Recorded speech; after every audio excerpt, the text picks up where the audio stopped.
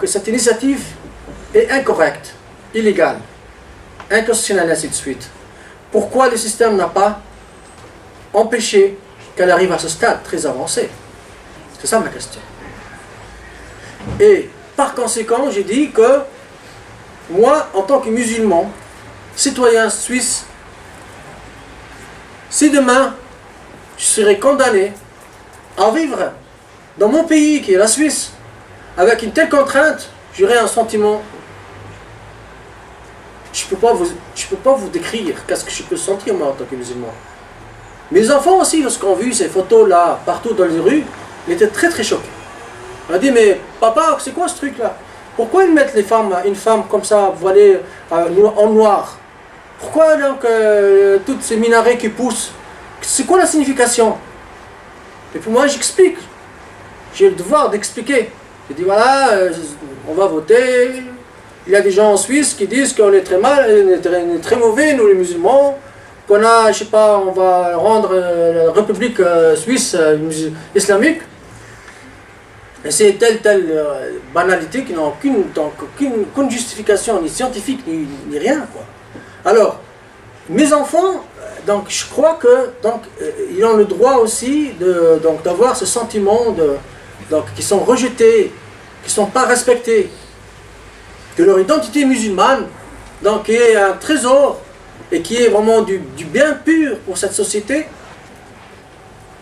soit donc conçu de cette manière. C'est pour cela que moi, je m'en appelle donc, à tous mes frères, et donc on doit vraiment on va jamais avoir une attitude plutôt négative, non, parce que nous, donc le sentiment de culpabilité, donc c'est loin de là, parce que nous, en quelque sorte, on est des victimes. Malheureusement, notre communauté musulmane, elle est une communauté récente, qui n'a pas des institutions assez fortes pour la protéger. Les partis politiques ne s'intéressent pas trop à la communauté musulmane, mais vous avez toujours l'occasion de le voir quelques jours avant les élections, toujours, pour vous dire, oui, les musulmans, on vous aime, votez pour nous. Voilà, après les votations, on vous oublie, donc voilà, quelques jours après, 4 ans, 3 ans, on va peut-être aussi voir M. Baird venir dire, oui, j'aime bien les musulmans, votez pour moi, et puis donc, après, vous allez vous oublier, les partis socialistes vont vous dire la même chose.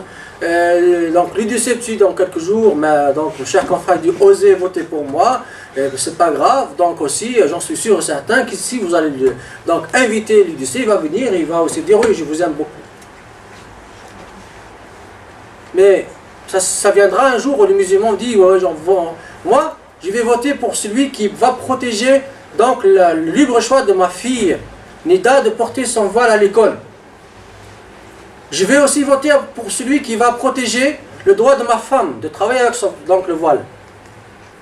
Je vais voter pour celui qui me donne le droit, mon musulman, de construire ma mosquée comme ma pratique religieuse, ma foi me le décrit.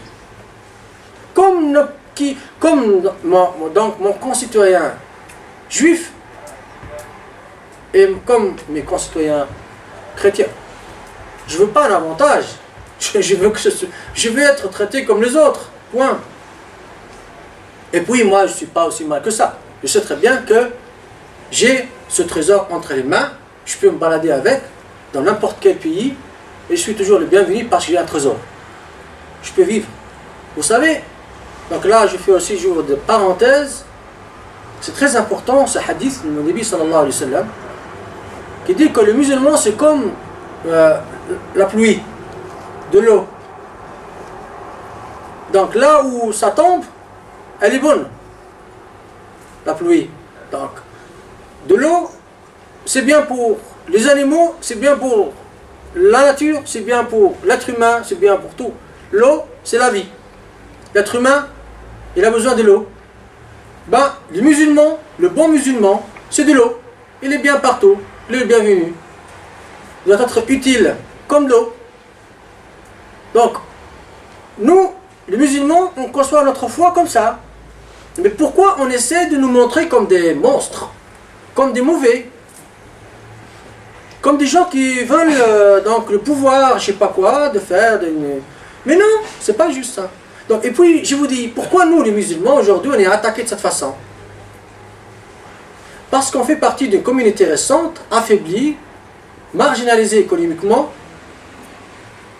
et puis donc que les autres communautés ont des institutions qui les protègent. Nous, on n'a pas encore ces institutions, donc c'est une invitation à vous aussi, les musulmans, de créer vos institutions, vos organisations, votre système de protection, comme le font les autres communautés.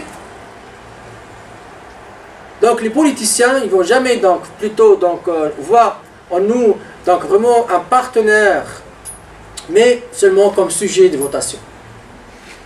Et donc moi je comprends, une fois j'étais à la fondation et que donc il y a un membre de parti socialiste qui est venu, donc il a dit oui, moi je suis socialiste, je vais être dans le votage et tout ça. Il y a un musulman qui s'est lancé contre lui, il dit mais vous faites... Et il a dit non, c'est pas possible de vous voir seulement lorsqu'il y a des élections. Donc ça c'est pour nous, cette initiative de minaret, ça cache, c'est l'arbre qui cache la forêt.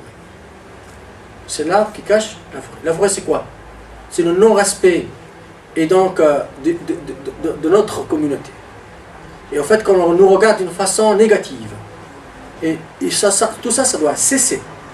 Et puis, c'est une invitation à tous les musulmans de voter, non seulement de voter non contre cette initiative, ça va de soi, et d'inviter vos voisins suisses de toute confession de voter non contre cette initiative, mais aussi de travailler pour l'avenir à ce que vous soyez protégés. Et que votre foi et votre pratique religieuse soient protégées. Donc, on voit bien aussi qu'il y a l'aspect d'inégalité de traitement, comme ma soeur l'a bien soulevé au début, et puis que j'ai entré juste la matière. Parlons maintenant donc de la paix sociale. La paix sociale. Donc, est-ce que... Donc on fait peur aussi à la population suisse en disant que les musulmans, ils sont aujourd'hui beaucoup, et puis donc ils vont à certains moments être la majorité, et puis donc ça va toucher la paix sociale, tout ça. Donc, mais cette paix sociale plutôt, la préserver en acceptant cette population musulmane et en respectant ses pratiques, en la laissant donc s'intégrer d'une façon normale, en plein respect de ses règles, en plein respect de ses textes qui sont qui sont très conformes donc aussi aux pratiques monothéistes de ce peuple suisse, et puis aussi qui sont conformes aussi aux intérêts généraux, ou bien de les marginaliser et de traiter avec eux d'une façon différente des autres, et puis tout en les invitant à l'intégration, on leur bloque les portes pour être intégrés. En leur expliquant que toi, musulman, musulmane, tu es invité donc à être intégré dans la société d'une autre manière que celle des chrétiens ou bien des juifs ou bien des bouddhistes, peu importe. Pour être bien intégré, tu dois pas être musulman. Point.